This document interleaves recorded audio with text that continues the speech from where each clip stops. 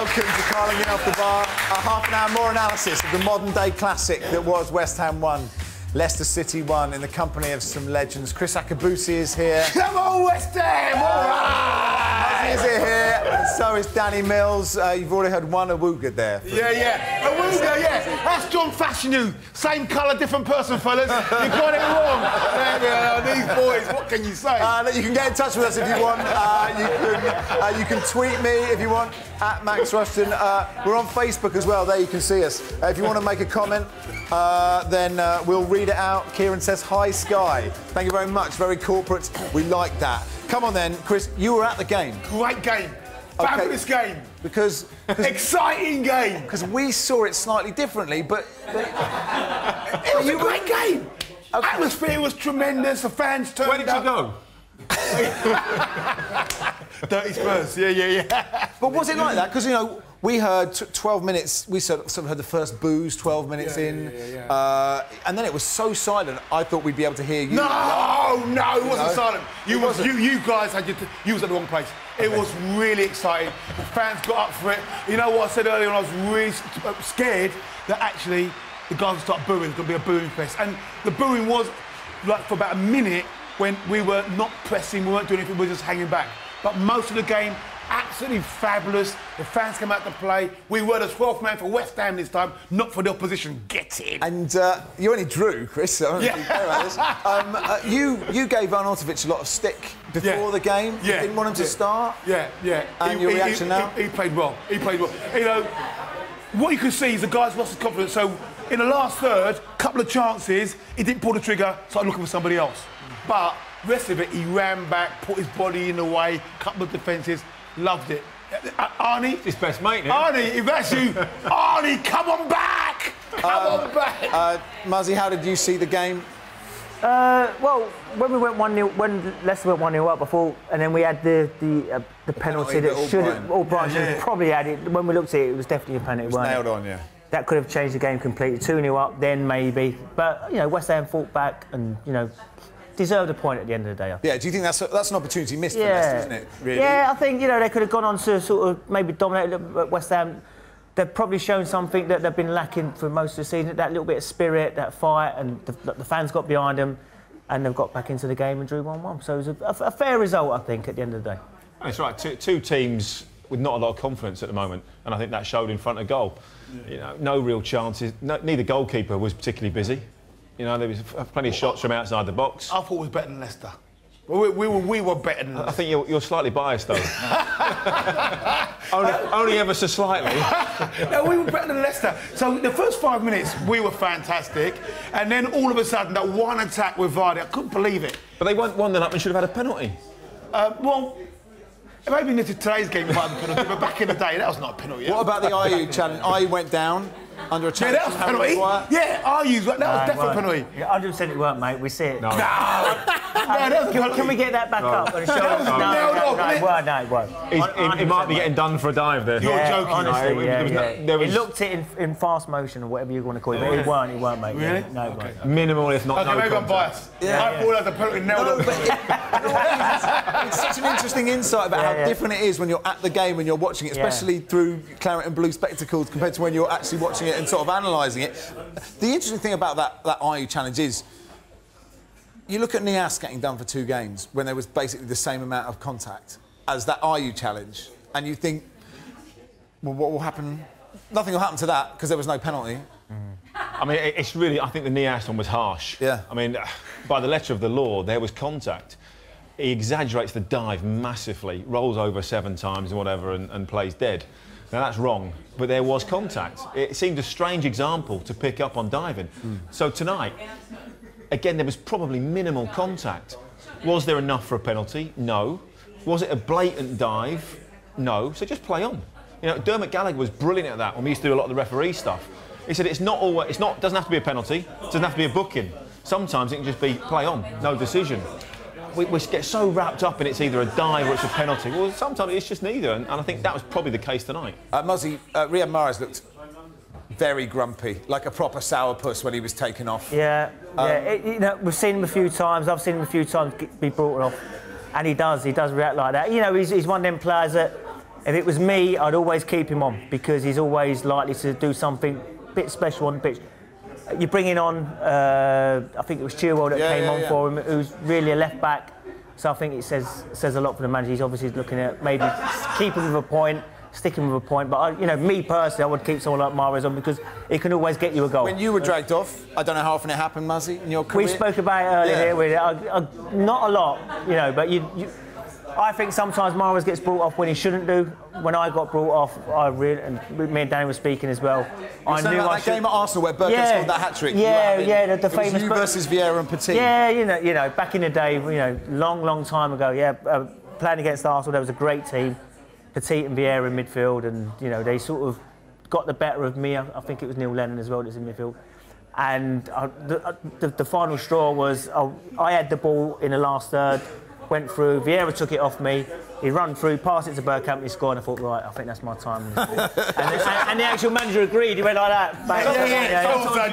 Sometimes you know, it's just one of them games, I thought, right, get me out of here. I sat down, I thought, thank God for that. It's almost like Mahrez is not trusted sometimes, is he? He's like, he's a flair player. His defensive duties goes a little bit, and that's the problem. The managers looked at it, I think, tonight and thought, we'll take a point. And I think that's why you bring someone like him. Hey, Kriss, you won't have seen this. Our favourite moment of the game, Andy Carroll being interviewed afterwards. Look at him, look at the steaming Andy Carroll. Yeah. Look at him. I did a nabonny lad. But again, did you see again with him, out of position, keeps on wanting to play in the midfield. I mean, he was playing centre half at one point. I mean, that was great though. His header's out. We love that. We love that. You need to go and see him. He needs to get that physique if he's going to keep the top off. He needs to work on it a little bit. So listen, there wasn't an amazing amount of excitement in this game, even though you thought there was, Kriss. But look, we've got some quality from Muzzy Izzet. We've gone nostalgic. Here are some great goals from Muzzy Izzet, and we'll talk about them in a minute.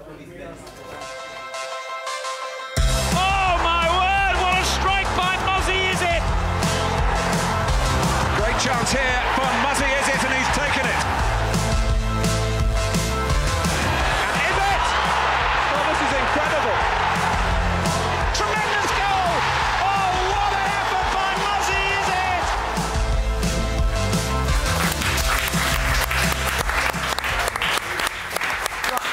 I remember most of those.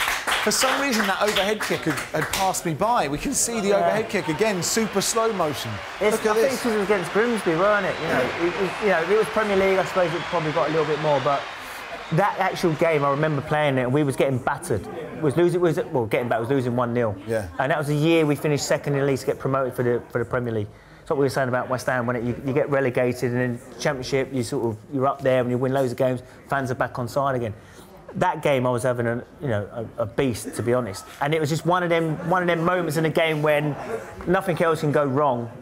The ball got played a little bit behind me. I thought I'll try it like you do in training. I managed to get contact with it. I didn't even see it go in, and I just see it going like that. I thought, don't tell me that's gone in.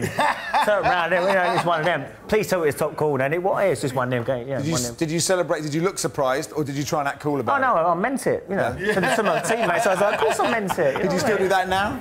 No. I ain't flexible enough these days, mate. At that Leicester side, because that was the Leicester side that certainly, my lifetime that I remember being the best Leicester team.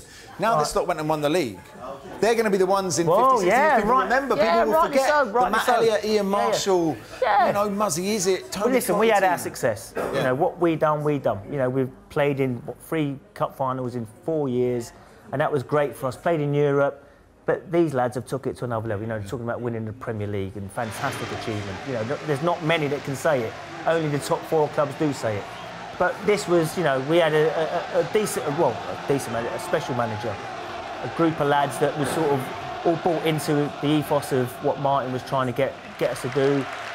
And it was, it was a little bit. There was a drink culture and everything else in the club, but we just all bought into it, and we trained hard, played hard, and. I was going to say, with lads like Matt Elliott, who's been on the show, Jerry Taggart, Ian Marshall, Steve Walsh, on a night out.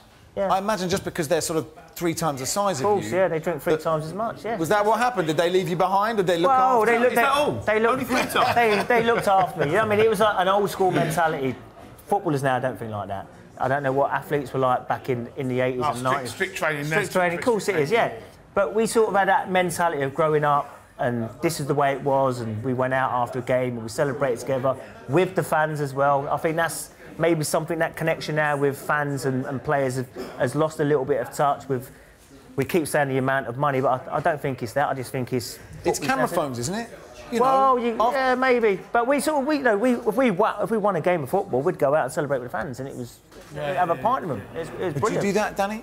You just back in the day. I mean, back in the day, yeah, without a doubt. Even after England games and stuff, you'd be out and there was no bother. But you're right, it's social media and camera phones. I mean, everybody's just like scared nowadays. So it's like players just go, right, well, let's get a private room somewhere, shut ourselves off and do it that way. And that's what causes that huge disconnect. There's a massive non-trust between fans and players that someone's going to be, well, even players' friends are doing it, aren't they? In their own homes. Players are taking snaps and then sticking them on, sending them to the papers or whatever. It's causing all sorts of bother. Athletics was different, was it? Oh gosh, yeah. You haven't got drink culture in athletics. I mean, you got the odd roguelites, a few berries and stuff, but most of the time, really. And I think the difference is, in football, you've got 11 guys crossing the line and you can hide a little. No, you're dead right. In team sports, you can hide. Yeah. If you're not quite at it, you can manipulate the game. But if you're running, it's you against the clock. And that's it. Once you cross that line, mate, you're on, and everyone just says you've had a dog turd there, mate. Can you say that? Susie says, I love Kriss's energy. Can he turn it up a notch? Listen, imagine if West Ham had won. Yeah, I know. When we came on, I went onto YouTube and I watched that 4x400 metre relay from Tokyo from 1991. I mean, it's a brilliant photo, that, isn't it? It didn't pop his hamstring that time. But yeah, it was a great day. It was a great moment, and I mean, I wouldn't be here if it hadn't been for that moment. I've done a lot of great stuff in my life, but that was the pinnacle. We decided to change things around a little bit. Roger Pretty Boy Black, who should have gone last leg, put him on the first leg. Derek Redmond, Captain Courageous second leg. Johnny Two Chest Regis third leg. The old man. Yeah, have you seen the size of that? His chest is massive, ain't it? Big old two chest when you see him. He runs in his butt like that, sticking his back like that, But it was one of those moments where you just knew we were going to do it. But it's important because there'll be, the kids watching who weren't alive then even, you took the baton and you were behind the world champion.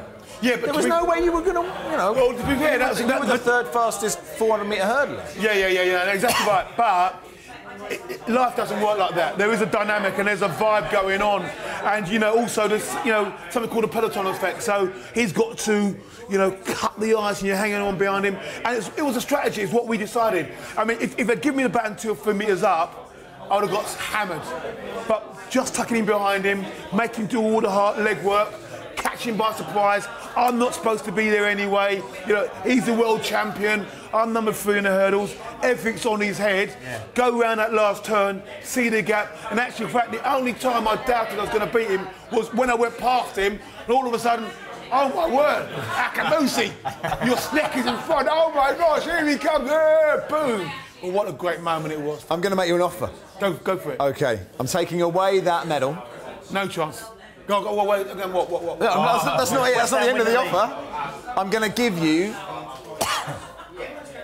10 seasons at West Ham, holding midfield. Oh, now you're talking. Okay. Oh, now you're talking. Alongside Billy Bonds and Alan Devonshire. Oh, now you're talking talking, in front. Now you're talking. Do you take it? Oh, all day long. 10 seasons. Yeah. All day long. How about one game? All day long. One game. What about one game? What it is? Yeah. You're giving me. Yeah. Is West Ham, Arsenal, 1980. FA Cup, move over Brooking, let Akabusi have that header, get in, back of the net, yes you Irons, no worries. What athletics, forget it son, get in, all day long mate, all day long. Jamie says, you'd have thought Kriss Akabusi would be happy with the draw tonight, but he's so reserved. And then he says, what the hell is Max Roston growing on his face? This, by the way, this is Movember, and I'm I'm channeling my inner Jeff from Biker Grove. You remember the caretaker in Biker Grove? There it is. You can give all your money to Movember.com, obviously in moderation as well. So you're happy with the point? You take a point today, and you're happy, and Moyes can build on that. Yeah, I mean, what I think, you know, we needed something out of the game. We got something out of the game.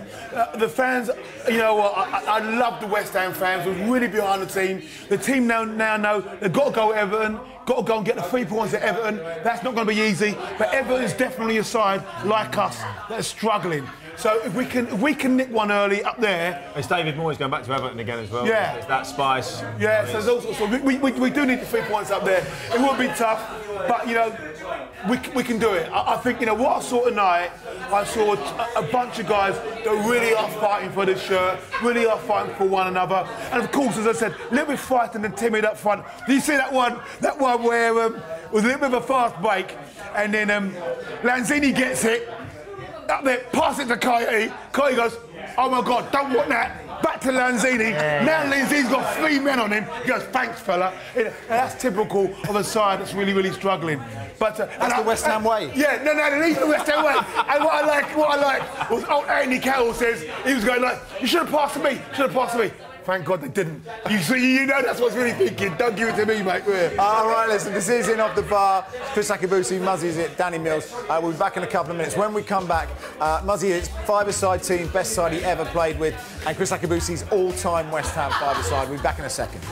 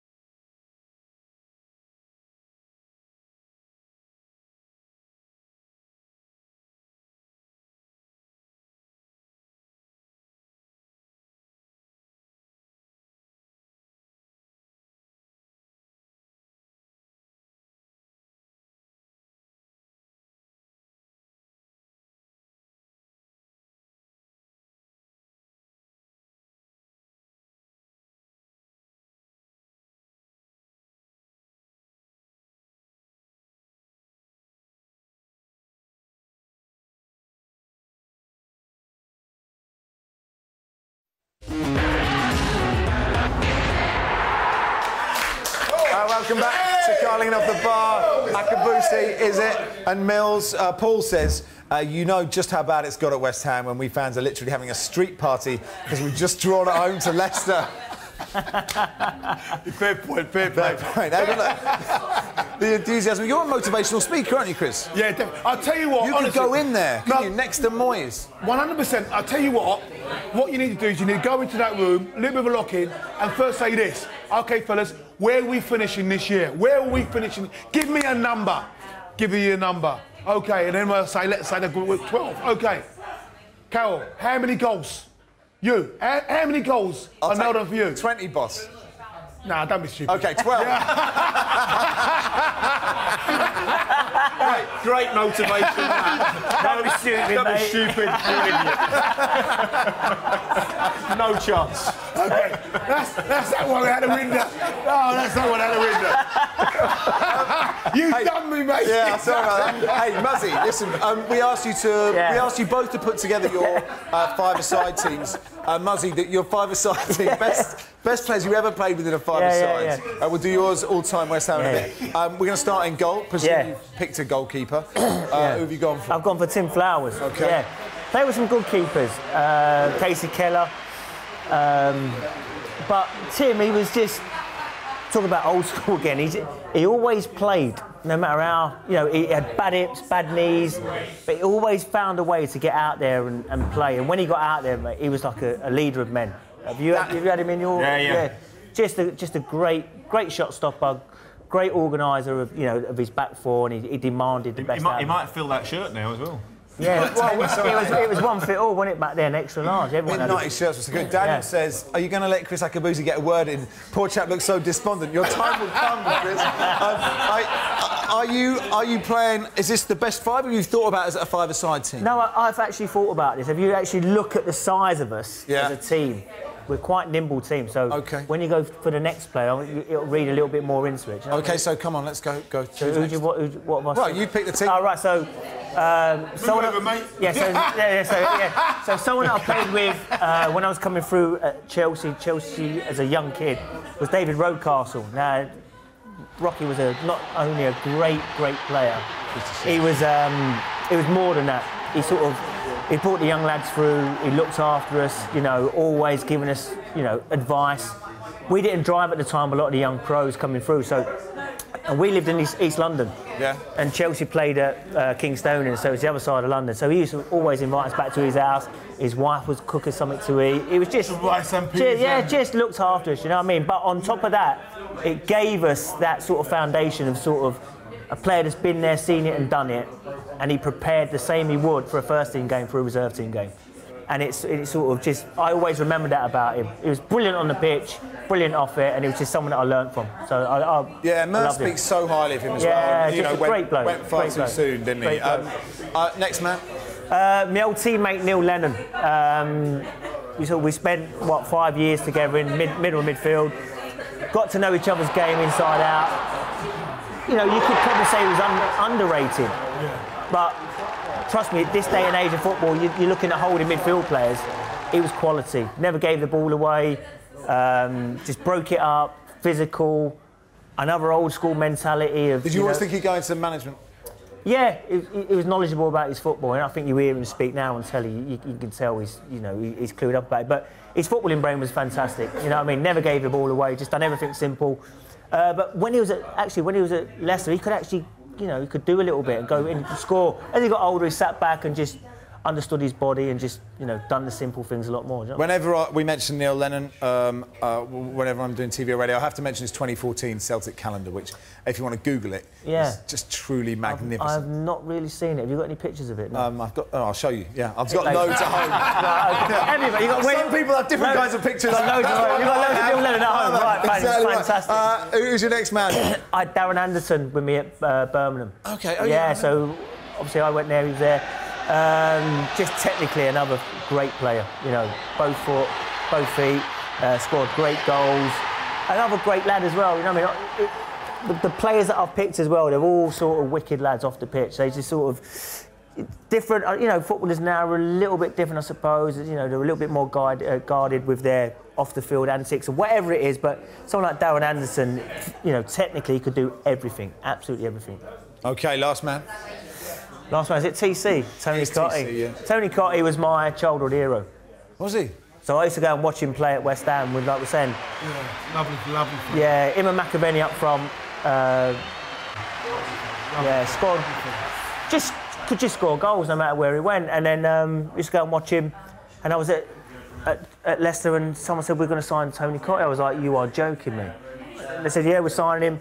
So he came in and he's scored goals again. He just scores no matter where. He's always in the right place at the right time. And I tell you what, you gave him 3 chances, he would score one of them.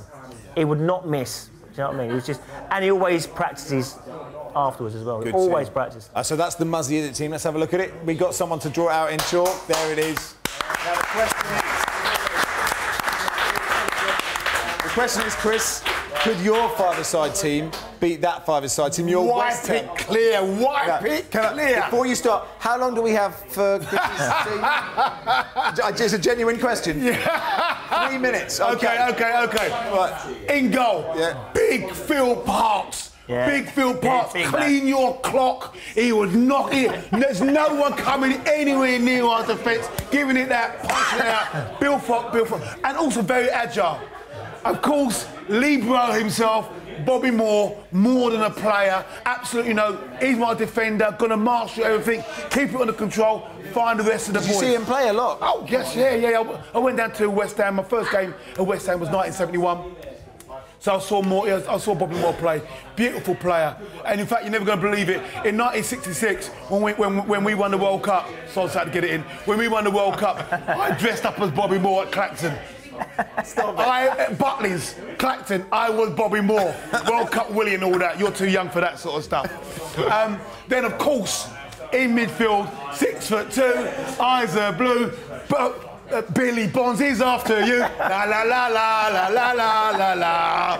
Oh, you got to have Billy Bonds because that man, he was the governor. He's taken out everybody. There's no one in your team. Neil Lennon, who are you? Boom! Take out Neil Lennon. Forget about that. Just don't worry about that. So there you go. Now that's 3 big players.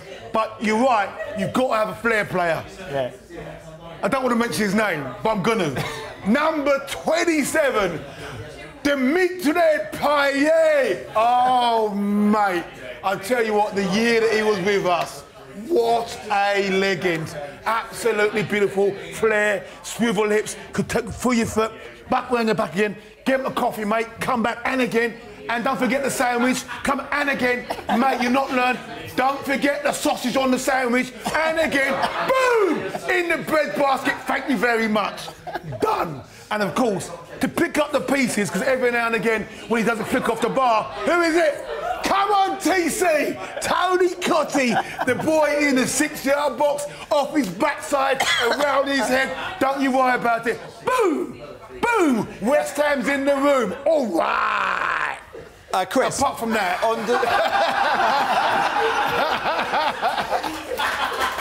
hey, come on, West Ham. Is that 3 minutes? Is that 3 minutes? Literally, you were... No. On December the 22nd, we're back here for Arsenal-Liverpool. Yeah. I know you have no connection to Arsenal-Liverpool. Do you want to come anyway? Would love to be here for Arsenal. Absolutely. Would love to come here for Arsenal. It is a done deal. Get me in. This is from Matthew Storer, says, Max, you look like Rufus Hound tonight. Thanks very much for that. I'll take that. He's more successful than me, isn't he? David says, Kriss, I love you. Lion Academy FC says, it's sad to see Kriss so downbeat tonight. Someone give that man a hug. That's the only way we're going to end this tonight. Danny, thank you for your time. Well done, fella.